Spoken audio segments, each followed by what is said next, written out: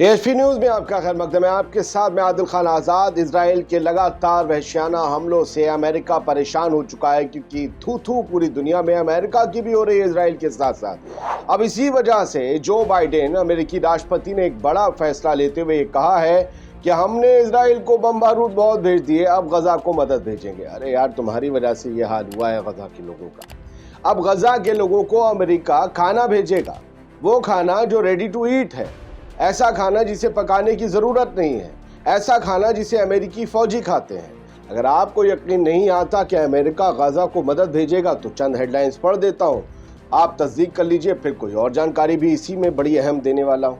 ये तो हमारी हेडलाइन है हिंदी की। खाने की लाइन में खड़े फलस्तीनियों को गोली मारे जाने के बाद अमेरिका बोला अब हम भी खाना भेजेंगे। हेडलाइन से तो ऐसे लग रहा है कि अब हम भी खाना भेजेंगे। अच्छा, हम खाना भेजेंगे, तुम फिर गोली मार देना। ये तो अच्छा सीन था, ऐसे लग रहा है, ऐसे हेडलाइन लिखी। खैर छोड़ो, इंग्लिश में क्या लिखा है। सीबीएस न्यूज अमेरिका लिखता है, Biden says US will air drop humanitarian aid to Gaza. Air drop, हवाई जहाज से मदद भेजेंगे। इस पर भी हम जरा तस्करा करेंगे कि भाई ये नौबत क्यों आन पड़ी, जमीन से क्यों नहीं भेज सकते थे, क्या डर था। द वॉल स्ट्रीट जर्नल लिखता है, अमेरिकी अखबार, US to deliver aid to Gaza through military air drops. इन्होंने भी वही बात की। क्या इतना ताकतवर हो गया इजराइल कि आप उसे मना नहीं कर सकते कि हमले बंद करो, और आपको एयर ड्रॉप करनी पड़ेगी एड। आप जहां चाहते हो जमीन पर अपने ट्रूप्स भेज देते हो, अपनी तोपें, अपनी इन्फेंट्री सब भेज देते हो, लेकिन जब आपको मदद करनी है वो उन लोगों की जिनको आप शायद लोग कहते हैं पसंद भी नहीं करते, गजा के लोग, फलस्तीन के लोग। आपको तो इजराइल पसंद है, इसीलिए तो उन्हें मारने के लिए बम और गोले दे रहे थे अभी तक। तो आप जिन्हें पसंद नहीं करते, आप उन्हें एड ऐसे दोगे एयर ड्रॉप के जरिए, कितनी आ जाएगी। एक बार में एक प्लेन एक ट्रक बराबर भी एड नहीं गिरा सकता। क्या भेजोगे आप, क्या हो जाएगा वहां। क्या आप एक बार सख्ती से ये नहीं कह सकते थे कि बंद करो ये कत्लो गारत, ये हमले। और क्यों करना पड़ा ये जो बाइडेन को फैसला, क्योंकि परसों अल राशिद स्ट्रीट पर गजा में हजारों हजार लोग उस एक एक आटे के बोरे को लेने को खड़े हुए थे जो मदद के तौर पर ट्रकों के जरिए आया था, क्योंकि उनमें से कई ऐसे थे जिन्हें महीने भर से रोटी नहीं मिली, जानवरों के साथ उनका मिलके चारा खा रहे, बच्चे भूख से मरने लगे हैं। एक एक आटा के कट्टा लेने के लिए जो लोग खड़े थे, उन पर इजराइल के सनकी पागल फौजियों ने अंधाधुंध गोलियां चलाई। 120 के करीब लोग मारे गए कहा जाता है, और 700 से ज्यादा जख्मी हो गए। इजराइल कहता नहीं नहीं नहीं, भगदड़ मर गया। बेशर्म हो, गोलियों के निशान भगदड़ में आते हैं।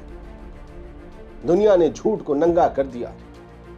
पता चला कि इजराइल के फौजियों ने, इजराइल की फौज ने, नेतन्याहू ने उन्हें खुलेआम गोली मारी। वो जो अपने बच्चों की भूख मिटाने के लिए कतारों में लगे थे आटा लेने की, एक हाथ में आटा, एक हाथ में खून, यहां गोली लगी हुई है। ऐसे नजारे फलस्तीनी कह रहे हैं ये जो राशन भेजा गया है ये हमारे खून में डूबा हुआ है,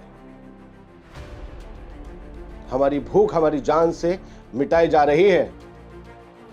तब जब दुनिया थू थू करने लगी, इजराइल के ऊपर बहुत बड़ा संकट मंडराने लगा, इजराइल को लेकर लोग बहुत तगड़ा नाराज होने लगे, जब उसकी खुलकर नंगाई सामने आ गई, तब अमेरिका ने फैसला किया अब हम गजा को भी रोटी देंगे। आप गजा को रोटी मत दीजिए, गजा को रोटी देने वाले उसके बंदे हैं, गजा को तामीर करने वाले फिर से उसके बंदे हैं। आप इजराइल को गोला बम बारूद देना बंद करिए, आप ये डिफेंस सिस्टम अपना देना बंद करिए, और आप कहिए कि जंग लड़ लो बराबरी से।